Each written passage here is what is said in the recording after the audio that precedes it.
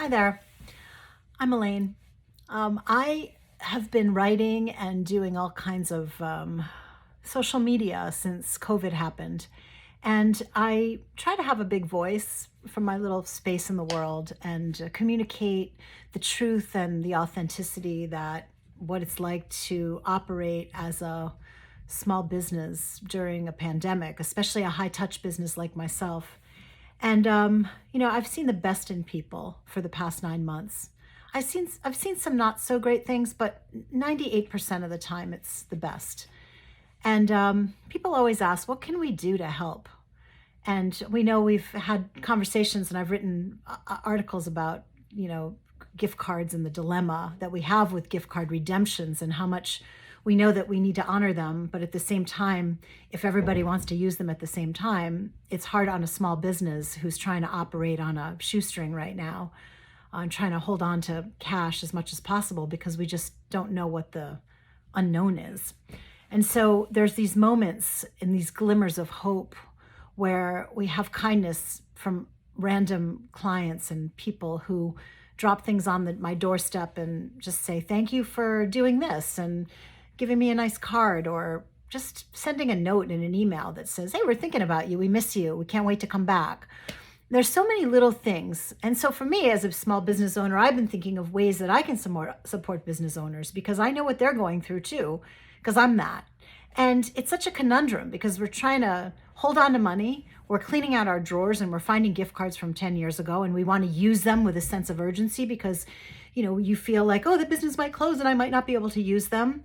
But then, you use it because you're in your space and you got to do what you think is right for yourself. And this is not a judgment zone. This is just kind of openness about everything that's going on. So I sit here in front of these boxes that I just had designed for holiday promos because I'm not selling gift cards. And I'm sitting here thinking, wow, this is really overwhelming to think in terms of how does my business go forward? How do we survive this? And we live in a state, Rhode Island, that is very cautious, and people are really following the rules, and that's what I want. My grandfather's down in Florida, and it's like, what virus? People are running around there with no masks on and having parties, and it's just like a whole different reality. So here I sit, humbled today, because today is the day before my brother's 25th anniversary of his death. And it's the day that he's gone the same amount of time that he was alive for. And I remember very clearly when he died of cancer all these years ago, thinking, wow, I wonder what it's going to be like when he's dead longer than he's alive. And here we are 25 years later. It's just amazing to me how fast time goes. And during this pandemic, I think we've all agreed that time is flying by at a rate that is beyond belief. So I didn't get my mail yesterday because I was busy with a doctor's appointment, and I got it this morning. And I I only had two pieces of mail. One was a gift card that had been redeemed by a lovely client who not only used her gift card, but bought a lot of extra stuff too, which was so great.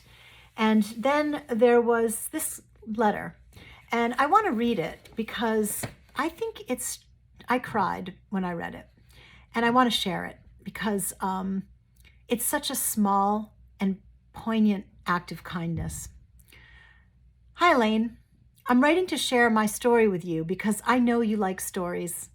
When the coronavirus hit our country, and most especially our state, and then my town, I was for once speechless. Emotional, yes. Angry, yes. Speechless, yes. Not at all like me, but then who really felt normal? I decided that there was a lot I could not do during this pandemic, like see my children and hold my grandchildren. I also could not rely on a variety of wonderful services that I've been fortunate to include in my daily life. So what could I do? I saw firsthand how my daughter rose to the occasion to keep her business from becoming a failed enterprise. I watched as she cried because she had to let so many of her employees go. I watched as she worked as hard and sometimes harder than they did to make sure each one got their unemployment benefits. I watched as she closed her offices because the rent was not sustainable. I watched as she reimagined her business to suit the pandemic times. and I just felt helpless. Then it hit me. I was fortunate enough to not lose my teaching job, although teaching is not the same on a screen. So I began making a list of all the small businesses I supported each month. These businesses were in real danger of following so many other businesses into oblivion. They all had one common denominator, though. They are all led and owned by women.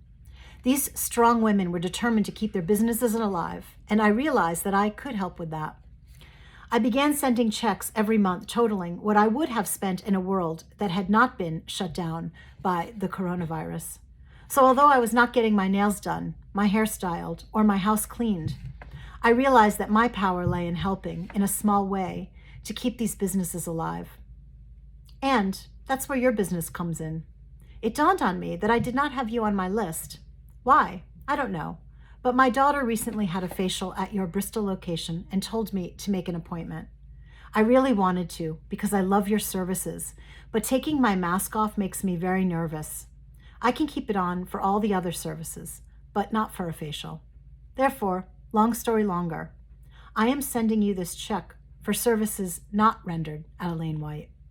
I will do so each month until either there is a vaccine or the numbers of those infected decline. It is not a lot, but please use this for whatever your business needs.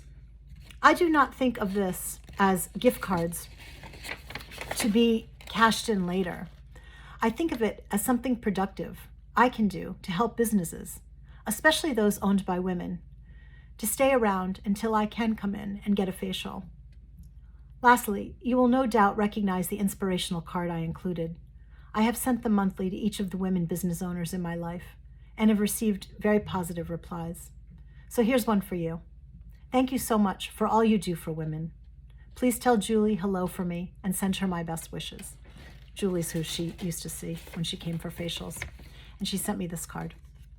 I have exactly what I need at the right time. And she sent me a check for $120, which is what a facial cost back in the day when we were doing facials as we knew them. And so this is just this moment before Thanksgiving to share this blessed note that I got at a dark time when I don't know if we're going to be able to stay open for the next few weeks. I have employees that have colds and they have to stay home. I have clients who are afraid to come, and I totally get that. I would be too, even though we're so super sanitary. But I think the reality, even though I might be all over social media and I might be creating all this stuff, this is just a way for us to stay afloat while we're trying to figure out how we're going to stay afloat. And so if you go into a hair salon or your gym, or you're not going there and you think they're fine, nobody's fine. This is not fine. This is not a game. This is real. People in our profession are worried. And though there might be a sense of urgency to get your hair done right now because it's before Thanksgiving or you're not sure if people are going to get shut down, this is not sustainable to run our companies in a way that we're not sure if we're going to be open or if we're only at 50% productivity because people are afraid or whatever the reason is. But the reality is businesses are suffering, and I'm going to be fine. I know that. I know that I'm going to be fine. And I just want everybody to understand that businesses out there need not always the money. That's a lovely gesture, and that's not the intent of this video. Just love and gratitude and just an occasional card that says, we're thinking about you. And, that's all. Because I opened that letter this morning and I needed it. And it's dark. And I'm trying to make light of it. And all of my friends who are in the beauty business especially are being as positive as we can, because who wants to go to a business where you're not positive? But there's a sense of deep reality that I think is important for consumers to hear right now. And without small businesses on Main Street, we have a lot of empty storefronts, and then that affects the landlords, and then the landlords are affected, and then we have more open storefronts.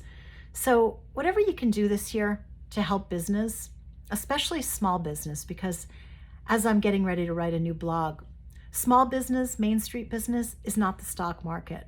So we might see the economy and the stock market going through crazy numbers, but that is not small business on Main Street. Small business on Main Street needs your business. It needs your love. It needs your kindness. It needs a way for you just to reach out and say, hey, I'm here. I might not be able to buy something from you this year, but, or if you're going to buy something on a big box store, maybe you say, you know, how can I support a smaller business? How can I keep them afloat? And that's all. That's all I got today, because I cried when I read that. And this beautiful woman's name is Mary. It's one of my favorite names. Her daughter's Kate. And they're two of my most favorite people and beloved people. And happy Thanksgiving to all of you out there. I wish you the most amazing, amazing, healthy, and safe holiday. I know it's not what you thought it was going to be, but maybe it will be better. You don't even know. It's so fun to think about like that. So bless you all. And Mary, thank you, my love. Thank you. And thanks for having such a cool daughter, Kate, because she rocks. Bye.